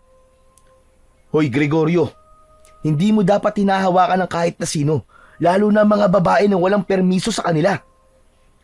Napakamot sa batok si Gregorio at tila napahiya. Ang mabuti pa, ikaw na lang ang sumama sa akin sa pagbabantay sa baryo, Gregorio. Mas mapapakinabangan ka ron. Clara, payag ka ba sa suwestyon ni Mang Andres? Oo, kung makakatulong yun para hindi ako makuha ni Lauro at para makaligtas din ng baryo, ay papayag ako. Tumango si Noah at humarap kay Mang Andres. Kami na pong bahala sa pagbabantay. Ingatan niyo po si Clara, Mang Andres. Tumango si Mang Andres. Kahit paano ay nabawasan naman ang kaba ni Noah at ang takot niya na makuha ni Lauro si Clara. Hindi niya alam, pero simula nang malaman niya ang sitwasyon ni Clara ay nagkaroon na siya ng kagustuhan na protektahan ito. Simula noon ay gabi-gabi nang nagbabantay si Noah sa baryo nila kasama ang kaibigang si Gregorio. Naghahati sila sa paglibot sa mga kalye at sa paligid ng mga bahay. Palaging dala ni Noah ang krusipiyo para handa siya kung sakaling magkaroon ng biglaang labanan. Habang ang mga tao ay mahimbing na natutulog, sila ni Gregorio ay sinisiguro na ligtas ang lugar. Paminsan-minsan ay dinadalaw ni Noah si Clara sa kubo ni Mang Andres upang masiguro na ayos lang ito. Sa bawat gabing lumilipas, dama ni Noah ang bigat ng responsibilidad sa kanyang balikat, hindi lamang para kay Clara, kundi para sa buong baryo. Isang gabi, tahimik na nagroronda sina Noah at Gregorio sa kanilang baryo. Nakasabit sa likod ni Noah ang krusipiyo, habang si Gregorio naman ay may dalang itak. Hindi alam ni Noah, pero maalinsangan ang hangin ng gabing yon na para bang may panganib na paparating. Hanggang sa may narinig silang mga sigawan ng mga tao. Mabilis na nagkatinginan ang dalawa, sa kasabay na tumakbo patungo sa pinagmumulan ng kaguluhan. Sa pagdating nila sa gitna ng baryo, ay bumungad sa kanila ang nakakatakot na tanawin. May mga taong nagtatakbuhan habang nagtutulakan. Nakita ni Noah kung bakit tumatakbo ang mga tao, at yun ay dahil sa isang kumpol ng mga aswang. Sa unahan ng mga yon ay isang may kalakihang aswang ang naroroon. Agad na namdaman ni Noah ang kakaibang lakas ng aswang na nasa unahan. Huminto ang malaking aswang at tinignan ang mga taong naroon. Ako si Lauro, ang pinuno ng mga aswang na nasa inyong harapan. May hinahanap akong dalaga na nagngangalang Clara. Ilabas niyo siya at ibigay sa akin. Kung ibibigay niyo siya sa akin, ay walang kailangan masaktan sa inyo. Sisiguraduhin kong hindi dadanak ang dugo sa baryong ito. Humakbang si Noah paunahan at walang takot niyang tinignan si Lauro ng diretso sa mga mata nito. Sa wakas ay nakaharap na niya ang pinuno ng mga aswang na tinutukoy ni Clara. Wala rito ang babaeng hinahanap mo. Umalis na kayo rito at huwag kayong manggugulo. Alam kong nandito si Clara. Isa sa mga tauhan ko nakakita sa kanya na nagtungo rito. Ito ang tandaan niyo lahat. Bibigyan ko kayo ng palugit hanggang bukas ng gabi. Kung hindi niyo maihaharap si Clara sa akin, ay sasalakay kami rito at sasabihin ko na agad sa inyo na marami ang mamamatay. Pero kung may nais sa inyo na masiguro ang kanyang kaligtasan, maaari niyong dalhin si Clara sa aming kuta sa gubat. Matatagpuan niyo yon malapit sa may ilog. Nasa inyo ang desisyon kung nais niyo pang mabuhay o hindi na. Matapos yung sabihin ni Lauro, ay inutusan nito ang mga alagad nito na umalis na. Magkakasabay na umalis ang mga yon. Napako si Noah sa kanyang kinatatayuan. Alam niyang seryoso si Lauro sa banta nito, pero handa siyang lumaban at kahit na anong mangyari, ay hindi niya rito isusuko si Clara. Kinabukasan ng umaga, ay magkasamang nagtungo sina Noah at Gregorio sa gubat upang puntahan sina Clara at Mang Andres. Pagkarating nila sa kubo ni Mang Andres, ay nadatnan nilang nakaupo sa bangkito si Mang Andres, habang si Clara naman ay abala sa pagsasampay ng mga damit na nilabhan nito. Agad silang lumapit kay Mang Andres. Nang makita sila ni Clara, ay lumapit na rin ito sa kanila. Sa mga mukha nyo, ay parang hindi maganda ang balitang sasabihin nyo. Hindi po talaga maganda, Mang Andres. Dumating si Lauro kagabi sa baryo. Nagpakita siya sa harap ng mga tao kasamang iba pa niyang mga kasamahan. Hinahanap po niya si Clara. Binigyan niya kami ng palugit hanggang bukas ng gabi. At kapag hindi namin isinuko si Clara, ay tuluyan na po niyang sasalakayin ng buong baryo. Nangyari na nga ang kinatatakutan nating lahat. Sabi niya rin, kung sino raw ang makapagdadala kay Clara sa kuta nila na nandito raw sa loob ng gubat, ay hindi nila papatayin. Diyos ko, nandito lang pala sila sa malapit. Kung ganun, ano gagawin natin? Huwag ka mag-alala, Clara. Poprotektahan kita at hindi kita pababayaan. Hanggang nabubuhay ako, wala kang dapat na ikatakot. Akong bahala sa'yo. Tignan mo to. Sinolo mo na naman ang pagprotekta kay Clara. Ako, ikaw at si Mang Andres. Tayong tatlo ang poprotekta sa kanya. Nagpapabibo ka na naman eh. Nagtaka sila nang biglang naluwa si Clara. Maya-maya ay tuluyan na itong napaiyak at humikbi. Lumapit agad si Noah sa dalaga. Bakit ka umiiyak? Natatakot ka ba? Pasensya na talaga sa inyong lahat. Nagpapasalamat ako sa pagprotekta niyo sa akin. Kahit hindi niyo ako lubusang kilala. Pero hindi maalis sa isip ko na ako ang dahilan kung bakit kayo nasa ganitong sitwasyon. Ako ang hinahabol ng mga aswang. Ako ang gusto nila. Dahil sa akin, ay nanganganib kayo pati na ang buong baryo niyo. Hindi mo ito kasalanan, Clara. Matagal nang nakatakda ang pangyayaring ito. Kahit hindi ka dumating sa baryo, ay mangyayari at mangyayari ito sa ibang paraan. Ang pagdating mo ay hindi ang sanhi, kundi ang tanda ng pagsalakay ng mga aswang. Hindi ko alam. Pero hindi ko maalis sa akin ang makonsensya. Mas mabuti pa yata ay isuko ko na lang ang sarili ko kay Lauro. Kung inong ikaliligtas ng baryo nyo, ay handa na akong isakripisyo ang sarili ko. Alam mo mangyayari kapag isinuko mo sarili mo sa kanya, Clara. Isa pa, hindi tayo sigurado kung tutupad nga si Lauro sa sinabi niya na hindi siya sasalakay sa baryo kapag nakuha ka niya. Tandaan mo, marami sa mga aswang ang tuso. Sa kabila ng mataas na emosyon ni Clara, ay nanatiling tahimik si Noah. Kanina pa siya nag-iisip ng dapat nilang gawin upang matalo si Lauro at ang mga alagad nito. Hanggang sa isang ideya ang biglang pumasok sa utak niya dahil sa sinabi ni Clara na isusuko na lang nito ang sarili niya kay Lauro. Tama si Clara. Ano? Anong ibig mo sabihin na tama siya? Mas mabuti nga siguro na isuko na lang natin siya. Ano? Naiibang ka na ba, Noah? Akala ko ba poprotektahan natin siya? Anong sinasabi mong isusuko na lang natin siya? Hindi yun ang ibig kong sabihin. May naisip akong paraan, Gregorio.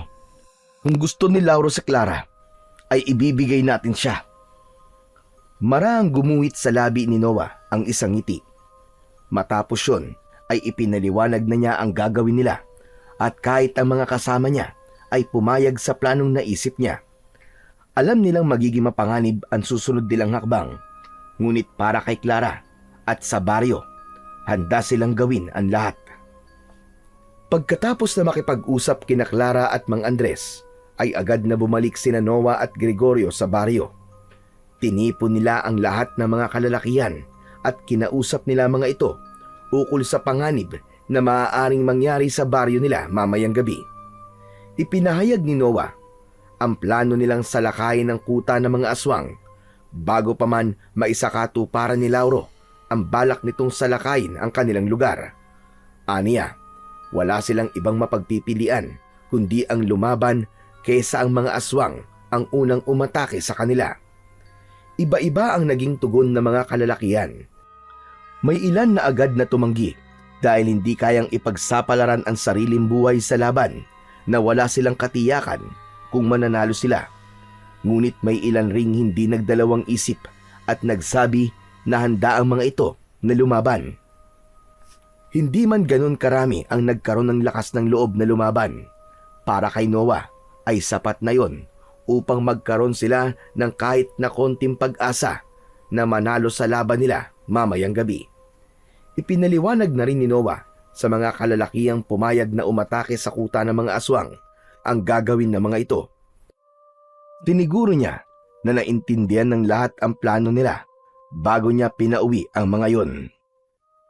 Kinagabihan, habang nasa kwarto niya si Noah sa kumbento, ay may narinig siyang katok sa pinto. Binuksan niya yon at bumungad sa kanya ang kaibigan si Gregorio na may dalang isang bayong. Agad niyang pinapasok ang kaibigan na bakas ang takot at kaba sa muka. "Dala mo na ba yung pinapadala ko sa'yo?" Tumango si Gregorio at inilapag ang bayong sa lamesa. Mula roon ay inilabas nito ang isang bulaklaking duster na may palamuti sa laylayan at isang kupas na balabal. Kay nanay to, tol. Paborito niyang duster to, kaya sigurado ako magagalit siya kapag nalaman niyang kinuha natin to. Huwag mo nang isipin ang galit ng nanay mo. Isipin mo na lang ang mga taong maliligtas mo dahil sa duster na yan. Sige na, magpalit ka na ng damit. Hindi na nagreklamo si Gregorio at pumasok na ito sa maliit na banyo sa kwarto ni Noah. Makalipas ang ilang minuto ay lumabas ito na suot ang duster. Nakasuot din sa ulo nito ang balabal na parang belo.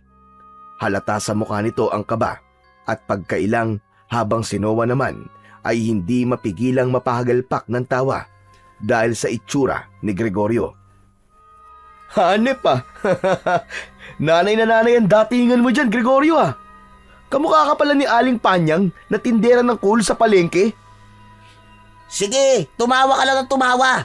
Kapag ikaw hindi tumigil sa pagtawa sa akin, aayaw ako dito. Ikaw na lang ang pagsusuotin ko nito. Ito naman di na mabiro. Masyadong matampuin. Alam mo, ikaw lang ang pwedeng magpanggap na si Clara kasi maliit ka eh. Baka kapag ako nagsuot niyan, makahalata ka agad si Lauro. Napailing na lang si Gregorio habang si Noah naman ay pinipigilan ang tumawa upang hindi na mapikon ang kanyang kaibigan. Bago umalis ng kumbento at magtungo sa kuta ng mga aswang, ay pumunta muna si Noah sa dating silid ni Father Sebastian. Nakasabit na sa likod niya ang krusipiho. Pagpasok niya sa silid ng pari, ay tumayo siya sa malaking larawan nito na nakasabit sa dingding. Saglit niya yung tinignan bago siya nagsalita na para bang nasa harapan lamang niya ang namayapang si Father Sebastian. "Father Sebastian, kung nasan ka man po ngayon, sana po'y gabayan niyo po kami. Hindi ko po alam kung tama po ang ginagawa ko. Pero ayoko masayang ang buhay ng mga tao rito. Gusto kong lumaban dahil naniniwala ko na ito rin ang gusto niyong mangyari. At ito ang tama." Ilang saglit pa siyang nanatili roon at pagkatapos ay nagdesisyon na siyang lumabas ng simbahan. Sa labas ng simbahan ay naroon na si Gregorio at ang mga kalalakihan na sasama sa laban nila. Lahat ay may kanya-kanyang dalang sandata, gaya ng itak, sibat at matitigas na kahoy. Matapang na humarap si Noah sa lahat ng naroon. "Alam niyo na ang gagawin niyo mga kasama. Walang puwang para magkamali ang kahit na isa sa atin. Dahil hindi lang buhay natin ang nakasalalay dito, kundi buhay ng lahat ng tao sa baryo natin. Matapos yun, ay nagsimula na silang maglakad patungo sa kuta ni na Lauro na nasa gubat. Kinakabahan at natatakot si Noah, pero ayaw niya yung ipakita sa mga kasama niya dahil alam niya na lahat ng naroon ay sa kanya humuhugot ng lakas ng loob. Bawat takbang niya ay sinasamahan niya ng pagdadasal na sana ay magtagumpay sila sa gabing yun. Mabigat ang bawat takbang ni Noah habang binabagtas nila ni Gregorio at ng mga kalalakihan ang masukal na daan patungo sa kuta ng mga aswang. Sa kabila ng katahimikan ng gabing yun, alam niya na sa kanilang destinasyon ay naroon ang mangyayaring malaking kaguluhan. Noah, pakiramdam ko, pinagtatawanan ako ng mga kasama natin. Bakit ba kasi kailangan ko pa magpanggap na si Clara eh? Pwede namang sugurin na lang natin kagad yung mga aswang sa kuta nila. Doon din naman ang punta ng plano natin ito, hindi ba? Hindi maganda na umatake tayo kagad. Mas mabuti kung iisipin nilang wala tayo o ako ron para makipaglaban. Kapag bababa ang depensa nila, mas malaki ang tsansa nating manalo. Tumango si Gregorio, bagamat halatang hindi pa rin ito gusto ang kasalukuyang papel na ginagampanan sa planong yun ni Noah. Nang malapit na sila sa ilog, ay nagbigay na ng hudyat si Noah. Isa-isa nang naghiwa-hiwalay ang mga kalalakihan at nagsimulang magtago sa likod ng mga puno at makakapal na halaman. Hanggang sa si Gregorio na lamang ang naiwan sa tabi ni Noah. Wala silang kibuan hanggang sa maging si Gregorio ay nagtago na rin sa likod ng isang puno nang matanaw na nila ang ilog kung saan nagkukuta ang mga aswang. Mas lalo pang nilakasan ni Noah ang loob nang mag-isa na lang siyang naglalakad. Natanaw na niya ang mga aswang na naroroon na nagtitipon pa na tila naghahanda na sa pagsalakay sa kanilang baryo.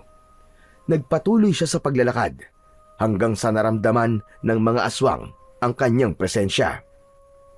Parang mga gutom na hayop na mabilis na sumugod ang mga yon kay Noah. Huminto siya dahil kagad siyang napalibutan ng mga aswang. Agad naman niyang itinaas ang dalawang kamay bilang senyales na wala siya roon para makipaglaban. Mula sa kung saan ay narinig ni Noah ang malalim at nakakakilabot na boses ni Lauro. Tumabi kayo! Huwag niyo muna siyang gagalawin! Mabilis na tumabi ang mga aswang na nasa harapan ni Noah upang bigyan ng daan ang pinuno ng mga ito. Naglakad si Lauro papalapit kay Noah at huminto ito na halos isang dipa na lamang ang layo mula sa kanya. Matangkad si Lauro, malaki ang katawan nito at kulay itim ang balat. Palaging nanlilisik ang mga mapupulang mga mata nito. Meron din itong matutulis na mga ngipin at ang mga kuko nito ay parang mga maliliit na patalim na kumikislap sa sinag ng bilog na buwan. Anong pangalan mo? At bakit nandito ka sa aming kuta? Ako si Noah. Dala ko ang babaeng hinahanap mo, si Clara. Nasaan siya? Iharap mo siya sa akin. Teka muna.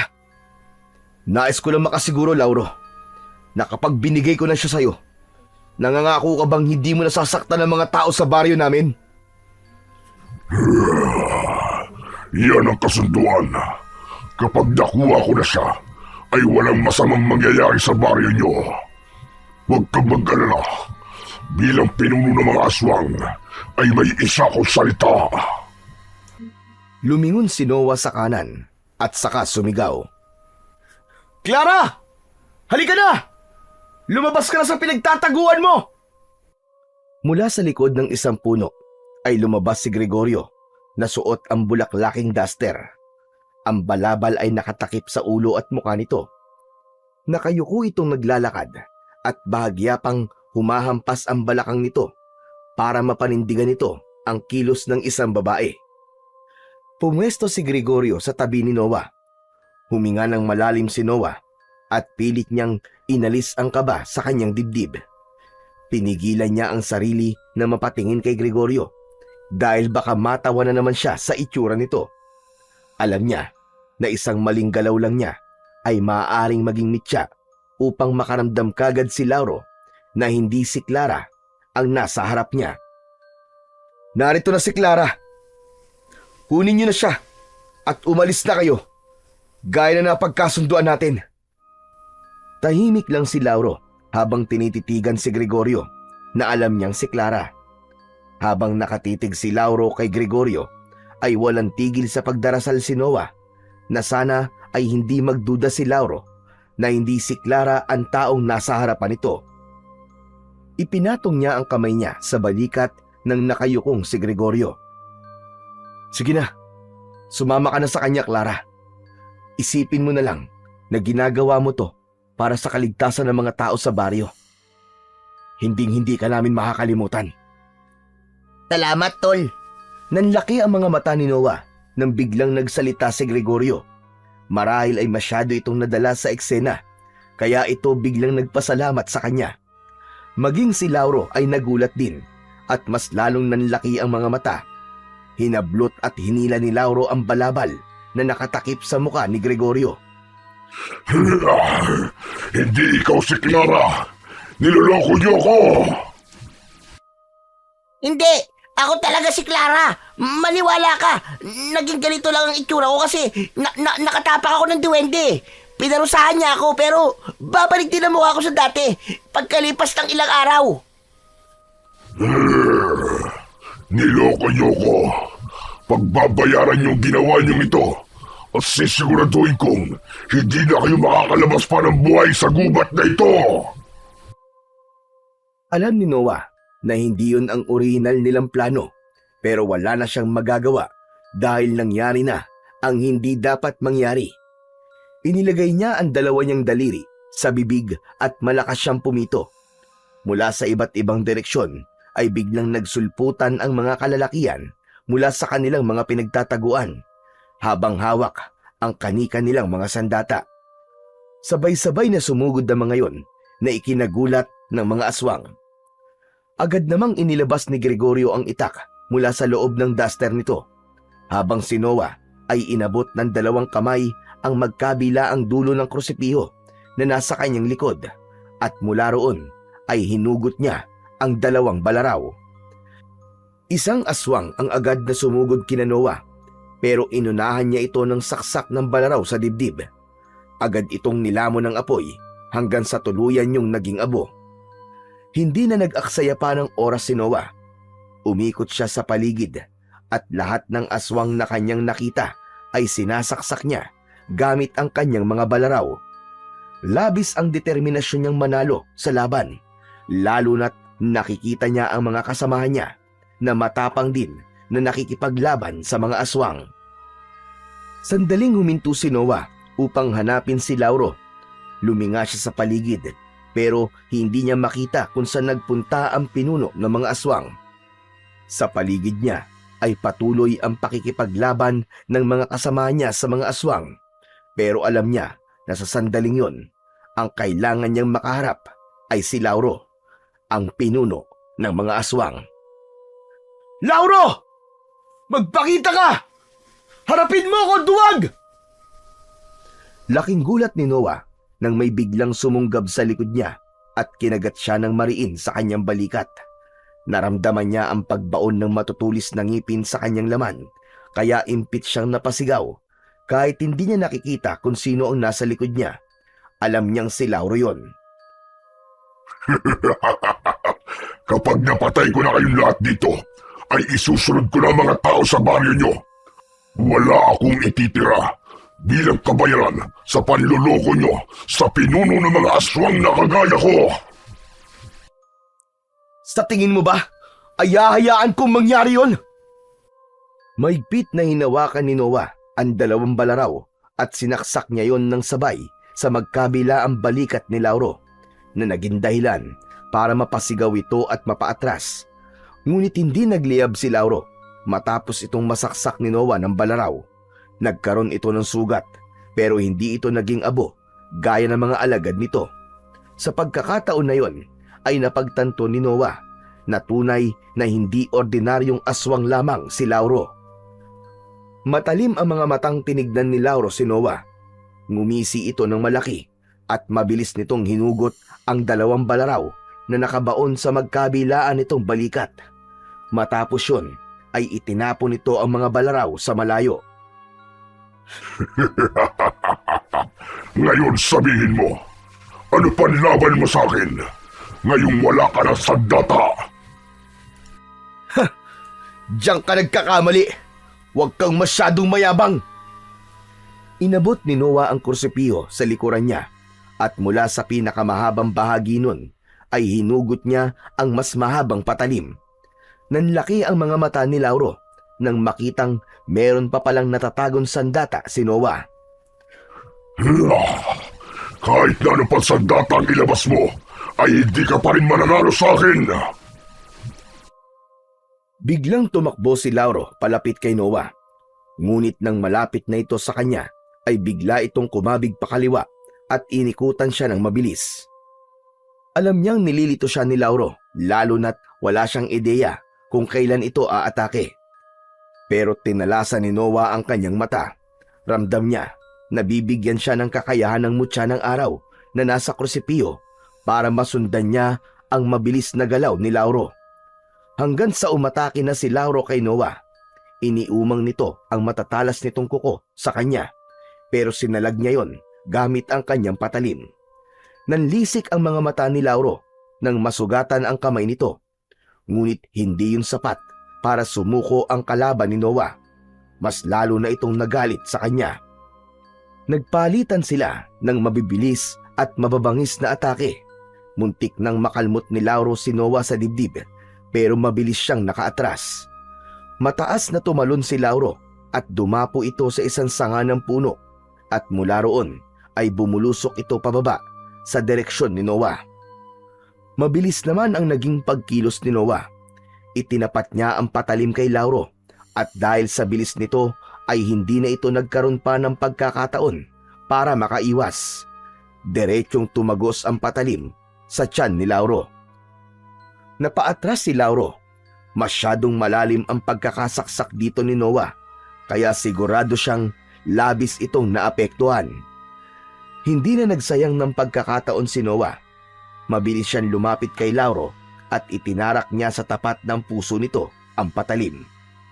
Sisigaw pa sana si Lauro, pero biglang nagliyab ang buong katawan nito.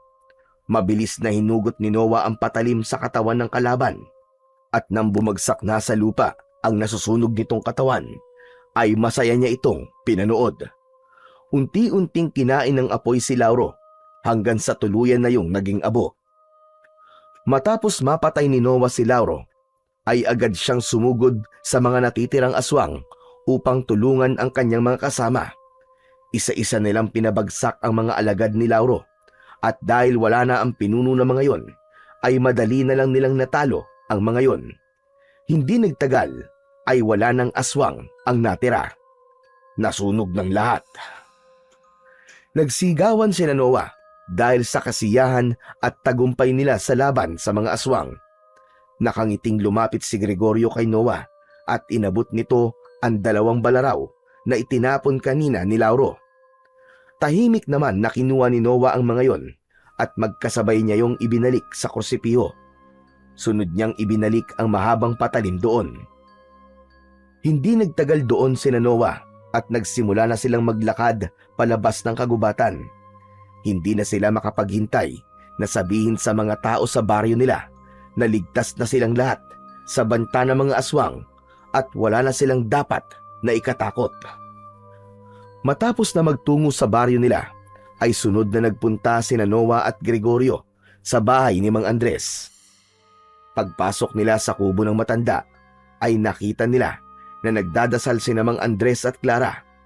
Naramdaman ng mga ito ang presensya nila, kaya agad na tumayo ang dalawa sa pagkakaluhod at sinalubong sila. Wala na.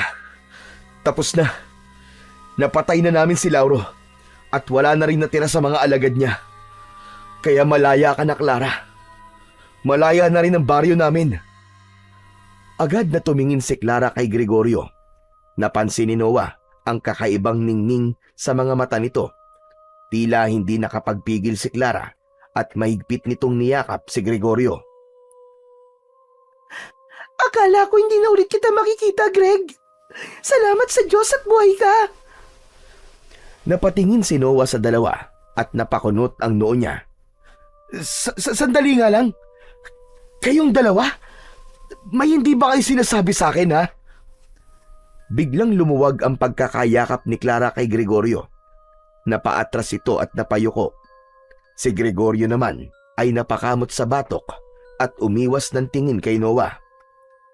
Aba, Noah, hindi mo ba alam? Palaging magkausap ang dalawang yan habang naglalakad dito sa gubat. Walang Jo. Ang tinik mo rin talaga no, Gregorio? Pero di bale, saka na natin pag-usapan yan. Ang mahalaga ay buhay tayong lahat at ligtas na ang baryo natin at si Clara mula kay Lauro at sa mga alagad niya. Maraming salamat, Noah. Huwag ka lang sa akin magpasalamat, Clara. Hindi ko yun magagawa kung wala si Gregorio, ang mga kalalakihan sa baryo, at ang krusipiyo ni Father Sebastian. At syempre, ang mutya ng araw ni Mang Andres at sa pagtuturo niya sa akin. Pero hindi natin maitatanggi na napakalaki ng ambag mo sa pagkapanalo natin laban sa mga aswang, Noah. Sigurado ko na kung nasaan man si Sebastian ngayon, ay masayang masaya siyang nakatingin sa iyo at labis kanyang ipinagmamalaki. Hindi napigilan ni Noah ang mapaluha nang mabanggit ni Mang Andres si Father Sebastian. Naniniwala si Noah na kahit wala na si Father Sebastian, ay patuloy pa rin siya nitong ginagabayan sa lahat ng bagay, lalo na habang nakikipaglaban sila kanina sa mga aswang. Makalipas ang ilang araw, ay tuluyan nang bumalik sa normal ang takbo ng buhay sa baryo ni Noah. Pinili ni Clara na manatili roon at hindi na rin nito inilihim ang relasyon nito kay Gregorio. Samantala, si Noah ay piniling tahakin ng landas ng pananampalataya. Isa yung desisyon na bunga ng kanyang paghanga at pasasalamat kay Father Sebastian. Sa loob ng seminaryo ay mas pinanday niya ang kanyang pananalig, lakas ng loob at malasakit sa kapwa. Makalipas lamang ang ilang taon, bumalik si Noah sa kanilang baryo bilang bagong pari sa simbahan nila roon. Siya rin ang paring nagkasal kina Gregorio at Clara. Matapos yun, ay muling kinuha ni Noah ang krusipiyo kay Mang Andres na pansamantala niyang pinatago rito. Napagtanto niya na maaaring muli niya yung kailanganin. Mas mabuti nang nasa tabi niya ang sandatang minsan nagligtas hindi lang sa buhay ng isang babae, kundi sa kanilang buong baryo. At sa pamamagitan ng krusipiyong may mutya ng araw at sa pananalig sa Diyos na siyang pinakamakapangyarihan sa lahat, naniniwala si Father Noah na kailanman ay hinding-hindi magwawagi ang kasamaan laban sa kabutihan.